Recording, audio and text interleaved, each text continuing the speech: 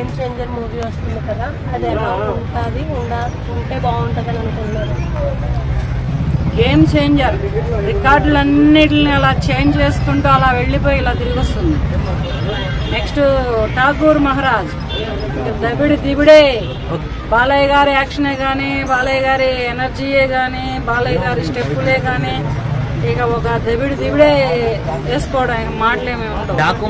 Movie రెండేళ్ళకి అది పోటీగా మనకి సంక్రాంతికి వస్తామన్న మూవీ కూడా వస్తుంది వెంకటేష్ గారికి, అది ఎలా?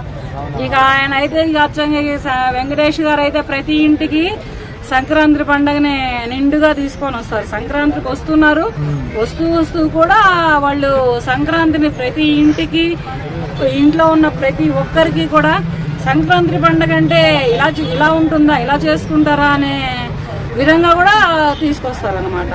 ఈ మూడింటికి ఒకటి దాని నుంచి ఒకటి పోటీ పడి వస్తున్నాయి, అలాగే పోటీ పడి తీసుకొని వెళ్తాయి. మూడింట్లలో ఏది కూడా ఫ్లాప్ అయ్యే అవకాశాలే కానీ, ఫ్లాప్ అయ్యే ఉద్దేశాలే కానీ లేవు. కాకపోతే ఒకదానికొకటి డాషింగ్ డేరింగ్ గుద్దుకోవు, నువ్వు ఇట్టా నేను ఇట్టా అని గుద్దుకోవు. ఏంటంటే ఒక రేంజ్ లో వెళతాయి, ఒక రేంజ్ లో బ్రేక్ ఆఫ్ ది బ్రేక్ చేస్తాయి అన్నమాట. ఓకే, డాకుమారాలో సాంగ్ రిలీజ్ అయింది ఒకటి, ఆ సాంగ్ చూసి ఆ బాలయ్య ఫ్యాన్స్ కానీ సాంగ్ అది డ్యాన్స్ బోల్డ్గా ఉంది, అసలు సెట్ కాలేదు, చిన్న చిన్న స్టెప్స్ వేయించింది శేఖర్ మాస్టర్ అనిపిస్తే కొడదామన్నట్టున్నారని చాలా టాక్స్ అయితే నడుస్తున్నాయి. మీరేమంటారు దీనిపైన? యువత వయసు దాడిన నేనే స్టెప్పులు వేసాను ఆ సాంగ్ చూడగానే. నేను యువతినా? అటువంటి యువతి వయసు దాటిన నేనే ఆ రకంగా స్టెప్పులు వేసాను. అసలు ఆ స్టెప్పులేంటి, ఆ దబిడి దిబిడే ఏంటి, ఆ హీరోయిన్ ఏంటి, ఈయన 20 ఏళ్ల యువకుడు లెక్క ఎగరడం ఏంటి, అసలు ఒక రేంజ్ లో ఉందన్నమాట ఆ సాంగ్.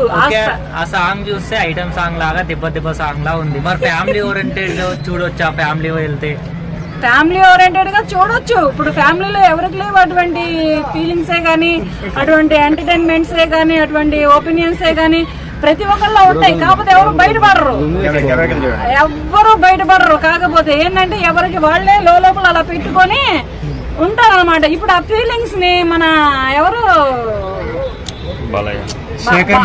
శేఖర్ మాస్టర్ గారు బయటికి తీశారు. శేఖర్ మాస్టర్ గారు కొత్తగా ఆలోచించారు, బాలయ్య గారు చేత ఆ స్టెప్ లేపించారంటే ఒక రేంజ్ లో ఒక కొత్తగా తీశారనమాట. ఫ్యాన్స్ ఎందుకు ఇలా అంటున్నారు మరి? అరే ఆకండి రా భయ్, జర్ర ఆగురి. మన సినిమా రిలీజ్ అయితే కదా థియేటర్ లో గోల ఉండేది బాలయ్య దెబ్బకి.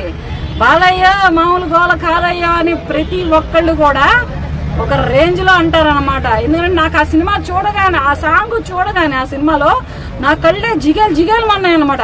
అరే అసలు ఏంటి ఈ రకంగా చేశారా, అది ఆ హీరోయిన్ ఏంటి, ఆ కాస్ట్యూమ్స్ ఏంటి, ఈ బాలకృష్ణ గారు ఏంటి, ఈ స్టెప్పులు ఏంటి, నాకైతే మాత్రం బంపర్ అనిపించింది. ఓకే, సంక్రాంతికి వస్తున్న మా మూవీ పక్కకు పెడితే డాకు మహారాజు ఇది మన గేమ్ చేంజర్ మూవీ, రెండిట్లో ఏది ఎక్కువ కలెక్షన్ కురిపిస్తుంది అంట?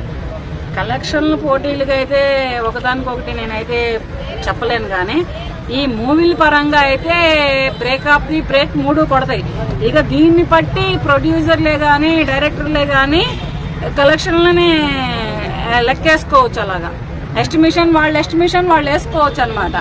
అంత రేంజ్ లో ఈ 3 కూడా ఈ 2025లో మాత్రం ఈ 3 ఎలా ఉంటాయంటే థియేటర్లో బెంచీలే ఇరిగిపోతాయా, థియేటర్లో హాళ్లే పగిలిపోతాయా, గ్లాసులే పగిలిపోతాయా అంటే వాళ్ళు కావాలని పగలకొట్టరు. ఈ ఆనందం, ఈ ఉత్సాహం, ఈ ప్రేక్షకులు, ఈ అభిమానులు ఉన్నటువంటి ఆనందానికి, ఉత్సాహానికి ఒక రేంజ్ లో వెళ్ళిద్ది అనమాట.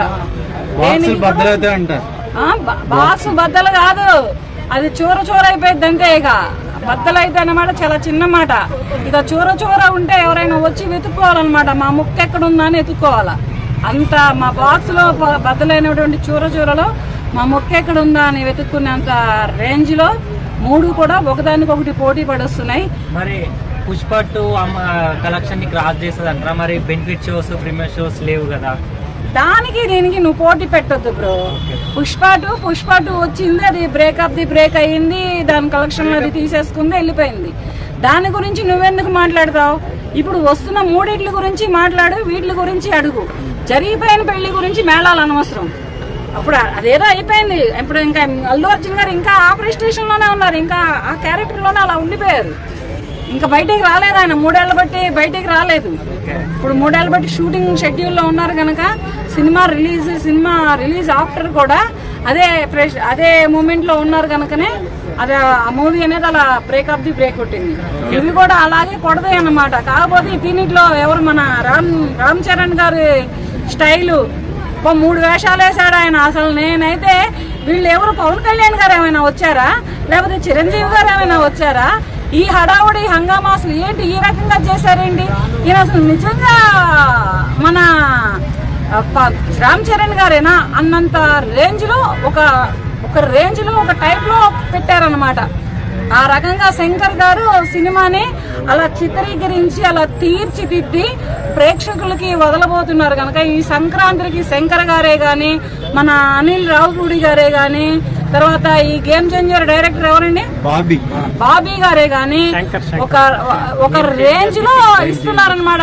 ప్రజలకి, అభిమానులకి, ప్రేక్షకులకి, సినిమా ప్రేక్షకులకి, సినిమా అభిమానులకి, సినిమా ప్రేమికులకి ఎవరికైనా గానీ ఈ 3 డైరెక్టర్లు కూడా ఒక రేంజ్ లో ఇస్తున్నారు.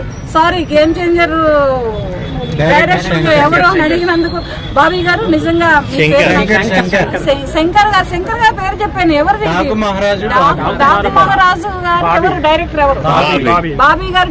డాకు మహారాజు డైరెక్టర్ బాబీ గారు. సారీ, మీ పేరు నాకు నిజంగా తెలీదు.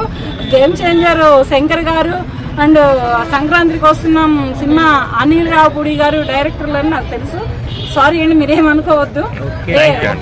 ఒక రేంజ్ లో బ్రేక్ ఈ 3 మూవీస్ సంక్రాంతిలో ఇలా ఇరగదీసి పెడతాయి అన్నమాట.